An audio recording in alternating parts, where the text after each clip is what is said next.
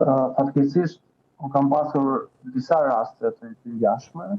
Të gjitha rastet që shikon të ngjallin keqardhje, nuk arrin dot ti shikosh të gjitha rastet nga fillimi deri në fund, pra të gjitha këto video të këto dhuna, për vetë faktin se transmeton shumë agresivitet, shumë dhunë.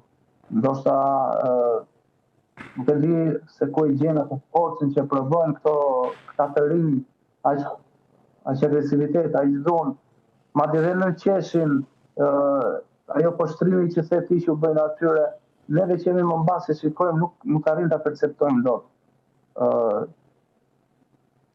E qartë. Kur kam parë momentin e parë, kam pasur momentin e gjetur në s'kam arritur ta përfundoj të gjithë këtë video. Këto lloj vajzash apo të rinj që kanë kryer këto lloj dhune dhe e filmojnë apo dhe e shpërndajnë, fatkeqësisht kanë një problem të madh emocional. Kanë një shkëputje emocionale. Qoftë me veten e tyre, qoftë edhe me personat e tjerë.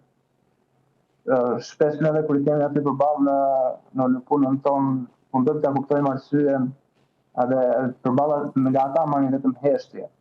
Edhe do ta dim atë kurëshja jonë ashtu pse ndodhi kjo, për çfarë shtyti, për një djalë, para rastin bëhet fjalë për një djalë, si vajza dyshohet se ka futur të dashur në jo njerëz për këtyre të treve, por të dikujt tjetër.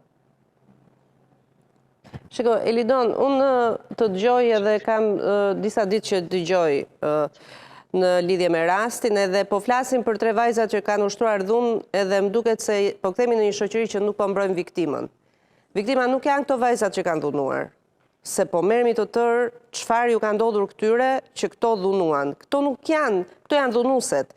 Viktima është ajo vajza 17 vjeçare, e cila shkon në shtëpi me vula në fytyrë dhe në trup, e cila të jëmës nuk i tregon në fillim, thot jo u vrava, jo mora një serum, pastaj e zbërthene jëma dhe vendosin të shkojnë në polici, shkon aty dhe tregon dhunën dhe kthehet në shtëpi, dhe në shtëpi i duhet që nga i moment dhe deri tani që flasim të përballet me këto vajzat që janë në gjendje të lirë.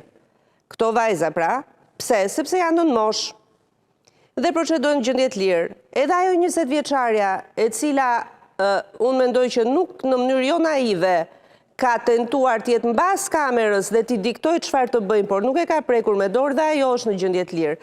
Dhe viktima ndjet ndoshta 2 herë e lën pas dore, sepse 1 herë e rrahën, e morën, e futën në një ambient dhe e poshtruan, dhe herën e dytë ajo dhe familja e saj duhet të dalin në rrugët e qytetit, sepse prokuroria duhet mbledhi provat, sepse mjeku ligjor duhet të bëjë një raport, sepse policia duhet ta ekzekutoj, por i duhet kjo e prokurorisë, dhe ndërkohë kjo kohë që ndikon te kjo viktima, qoftë psikologjikisht, qoftë shpirtërisht, qoftë intelektualisht, por edhe fizikisht, sepse ka vula, ajo është e rrahur, askush nuk merret me këtë. Tani këtë vakumin, nga ngjarja tek vendosja përpara drejtësisë, si ma shpjego pak sepse ti je aty te komisariat e policisë dhe di shumë mira në ligjore, si bëhet që ky vakumi mos jetë më kaq i gjatë dhe pa kuptim?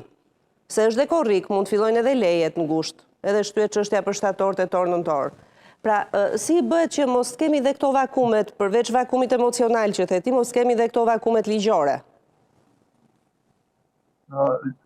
Fatmirësisht vakume ligjore nuk ka, por bëhet fjalë që çështje me të mitur nuk ka. Pra ato bën një kohë sa më të shpejtë, të cilat kanë edhe limite 3 deri maksimumi deri në 6 muaj të plotësimit të një dosje që çohet në gjyq. Por ajo që unë do të them edhe atë që nisët e ju që po thoshit është tek viktima. Ne shpesh merremi vizitojmë që gjejmë atë autorin, gjejmë atë llojin e veprës se çfarë kanë nxitur ata, edhe ja shkalojmë atë viktimë.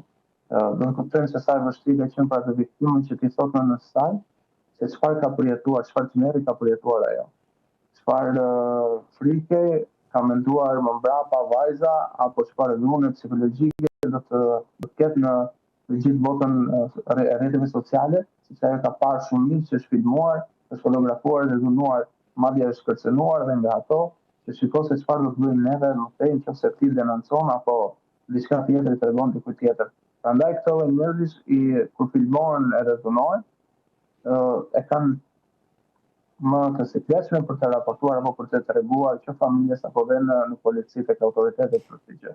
Elidon, dua të mbetem pak tek të miturit. Më thua që janë nën moshë, dakord, janë 2 fëmijë 15 vjeç. Ajo që është 20 vjeç natyrisht është e rritur është mbi moshë dhe procedohet ndryshe me të.